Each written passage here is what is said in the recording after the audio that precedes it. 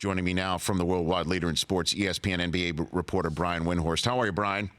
Hi, Rich. Good to chat with you again. What's your reaction to the news out here in Los Angeles of what they've done in the front office? Well, I'm surprised at the timing of it 2 days before the trade deadline. But that said, this has been coming, especially after the Lakers season took a turn after a promising start. Jeannie Buss, this is her putting her stamp on the franchise. She was put in control by her father at his passing. She let the ship run. She evaluated it. The Lakers have had the 3 or 4 worst consecutive years since they moved to Los Angeles, and she executed the move here. As soon as she brought Magic Johnson in as a consultant, last month, it was clear that Magic was probably going to lead the franchise with Jeannie as the one doing it. The question was, would she be strong enough to, fire Mitch Kupchak, who's been a loyal soldier to this organization for decades, and would she be able to remove her brother? We all knew she had the power to do so. The people who work with her in business meetings in the NBA all compliment her for her competency and her confidence, but she'd never put her fist through the basketball operations. The question was, would she do it? I think the answer today has been answered, and she made the move. And unfortunately, I think this is a move that was probably overdue. Yeah, so she's done that. Should we take this to mean that the Lakers are out of the running for the trade deadline, to do anything at the trade deadline, Brian? Well, Rich, it's very unusual. To see a massive shakeup in a front office in midseason is somewhat rare, although over the last 3 or 4 years we've seen midseason GM moves. There hasn't even been a coach fired this year, and now we have a major transition in the front office. So they literally just did this. I have no inside information as to what Magic's going to do, but it would be unusual for them to try to all of a sudden, within 48 hours of taking over the team, making changes. I think this is a much more likely to see summer, because my assumption will be that Magic will have to hire an experienced general manager, because while he certainly knows the game and can be the overall franchise leader, he doesn't have the experience in the nuance that you need to operate a team. So my guess would be their first big move would be to hire a general manager, and then with that person, start making changes. Well, in that regard, is Luke Walton safe? Absolutely. Luke Walton's connection in the organization was stronger with Jeannie Buss than made with anybody else. And this is a Jeannie power play move. And I think Jeannie looks at Luke as one of the greatest assets the franchise had. Luke is not going anywhere. So can she now run the Knicks for me, Brian? Can Knicks fans get her to try and clean house, including the owner, Brian? What do you think? Can we get that done? This could have been Phil Jackson's job.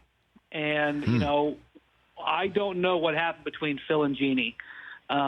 They only know that. But obviously, this is the job that Phil wanted a few years ago, and he decided to take the chance in New York. And this could have been Phil's job, but for various reasons and water under the bridge, it's not.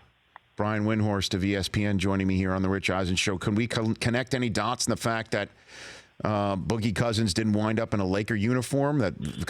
If that had happened, would things be different right now, do you think? It would have been unusual, but I'm going to tell you something. They wouldn't have traded for Boogie or made an offer for Boogie without Magic's approval at this point. From what I understand, as soon as Magic took over, it was his intention to basically have control. Now, there was a meeting that was supposed to happen between Magic, Mitch Kupchak, and Jim Buss. I believe it was originally scheduled for yesterday. It was canceled. I haven't heard what happened, but maybe they had that meeting today, and maybe they delivered the news, or maybe the meeting went south and they made the decisions from there. Wow. That's the only way you could put it. Brian Windhorst joining us here. And again, first blush news that the Lakers have cleaned house. Jeannie Buss relieving Mitch Kupchak of his duties, and then her brother, Jim Buss. And he was the one, Brian, who also said, if we're not in the Western Conference Finals by this year, I'm stepping away. So I guess they just beat him to the punch, in a way. This is going to be interesting. It's a little bit opaque as to how the Lakers' leadership structure is formatted. Jeannie has been, when Dr. Buss passed away, he put Jeannie in charge of business operations, and he put Jim in charge of basketball operations, and that's what he wanted. Now, Jeannie has been clear that she has the power to make that move, and so we'll see. Technically, Jim Buss is an owner of the team with, I would assume, an equal share to his sister. So I don't know if this is in writing, if this is something that was in Dr. Buss's will, if they all agreed to this, but it's possible Jim Buss could theoretically fight this with his other siblings, and I'm sure that this is something that both sides have been preparing for a while. Do we know what the better deal Vlade Divac said he had that he didn't pull the trigger on for whatever reason is? Yeah, I've heard a couple of things. One, I think the thing that he said, Rich, was that you have to ask the agents, and people would say, well, why would you ask agents? They're not in charge of negotiations. Well, in this case, they had a role because DeMarcus's agents were going around to the league and saying, do not trade for DeMarcus. He will not sign with you. And Orlando was interested and then backed away. Also, I think the Pelicans made a more compelling offer before the offer that they took because the Pelicans were able to sniff out, quite rightly, that they were the only bidders.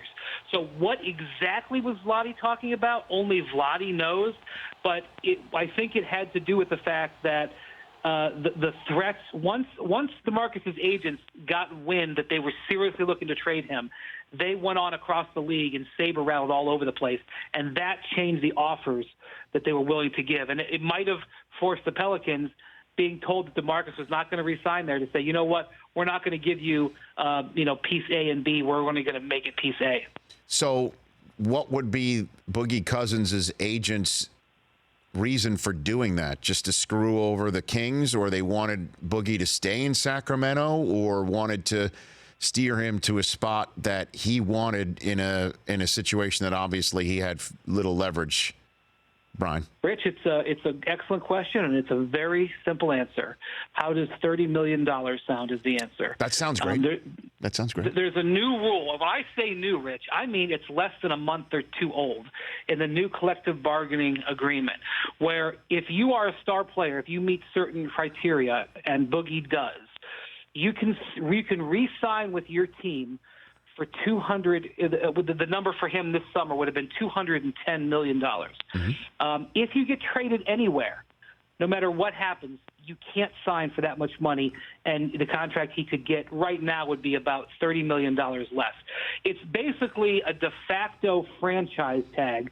They couldn't agree with the union to implement the idea where a franchise could just stick it on a player and say you can't move. So they installed something that would basically force franchise players to give up huge money if they wanted to walk. And it's so funny that the first time it really comes into play, it actually forced the team to trade a star player, because the Kings looked at it and said, you know what, I don't know if we want to make a $200 million commitment to him. So basically, Cousins lost 30-some-odd million bucks to go to New Orleans, but he still can make an absurd amount of money that'll set him for the rest of his life. Yes, I mean, essentially, between what the tax rate is in California, and it may not even actually be that big of a difference, but it wasn't because he had an undying love to be a King. That was the motivation for the agents to try to scuttle any other deals. Well, Brian, while we're discussing one of your colleagues in the business, what, NBC has done that? Is that what you said? Yeah, NBC Sports is reporting that Chris Paul has verbally agreed to re-sign with the Clippers. Do you think this has anything to do with locking him up here in Los Angeles now that New Orleans appears to be a point guard shy of having a serious team, Brian? Well, I haven't seen that report. Okay. But a verbal agreement doesn't mean anything. So you hear things like this verbal agreement all the time. Sure. The only thing that matters is what Chris Paul does on July 1st. So even if we saw Vlade Divac come out last week and say DeMarcus Cousins is not being traded, then 2 days later he was traded. That's true. I haven't seen the report, so I'm just reacting off the side of my hip. I don't care what Chris Paul verbally agrees to. I care what he actually does, and so that's what my answer to that would be. Couple of more minutes with Brian Windhorst of ESPN, NBA writer for ESPN.com, joining me here on the show. What do the Celtics do? What do they do sitting there with what appears to be the number one overall pick in next year's draft? Obviously, a lot of ping pong balls have to hop in certain ways. What do you think they do at the trade deadline? Yeah, so Rich, really it's a matter of buying low and buying, when you want to make a purchase. Any big purchase, all of us, we shop around, right? We don't want to pay the premium price. Like you look at what happened with just DeMarcus Cousins. The Pelicans bought him at something less than full value because of the circumstances around him. If the Celtics were wanted to make a major acquisition today, like Jimmy Butler, for example, they would have to pay an extraordinary premium price. It would cost them a young player, probably an established player, and maybe that Brooklyn Nets pick, because the Bulls can ask an extremely high offer. It's not the best time to buy. So you have to weigh, if you run the Celtics, do we buy high and pay the premium now, or do we wait and see how things might change and ebb and flow at later dates? And I'm sure it's a gray area that they literally discuss every single day. But the weird thing about draft picks in the NBA, they're kind of like new cars. Once they get picked, they have less value than before. It's very strange. You see this happen all the time. The allure of what that Brooklyn pick might be has more value today than when it actually slides, let's say, to the number 3 slot, or even the Celtics would use that draft pick on a player in June. It's very strange. And so that's one of the things you have to evaluate. It really is like a game of poker or a game of playing the stock market. And I don't know if there's a good answer. What I do know, Rich, is the history of the Celtics is that they do not make trades when they have to pay premium price. All this team that they've built, they've mostly built through trades, and all of those trades they were able to buy low and get great value. It would be a major departure from how they do business to trade for Jimmy Butler today, but it doesn't mean it won't happen. What about Carmelo, getting him on the cheap? What do you think about the Knicks just deciding, you know what, let's trade Carmelo and get every single damn contract off of our books and try and attract free agents, even though our fool owner just showed everybody what happens after you spill 10 years of blood on the Madison Square Garden court, that you might be able to be dragged out of the arena one day. Right. Well, this sounds simplistic, but it drives home the point. It's called a no-trade clause. The first 2 words are no trade, right? And Carmelo has pretty much said he doesn't want to do anything unless he can plan for it. He doesn't want to pick up midseason and do it. The funny thing is, there are some teams out there where Carmelo would be a tremendously compelling fit.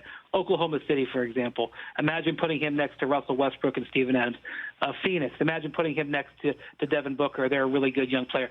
Actually, Rich, what's ironic, you could undo the trade from several years ago with the Nuggets, send Wilson Chandler and Danilo Gallinari back to New York and send Carmelo out there, and I think he would be an incredible fit in Denver. But Melo has all the control, and I don't see him saying yes to any of it.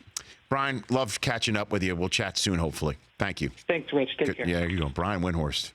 Man, he always brings it. The Rich Eisen Show, weekdays at noon Eastern on Audience.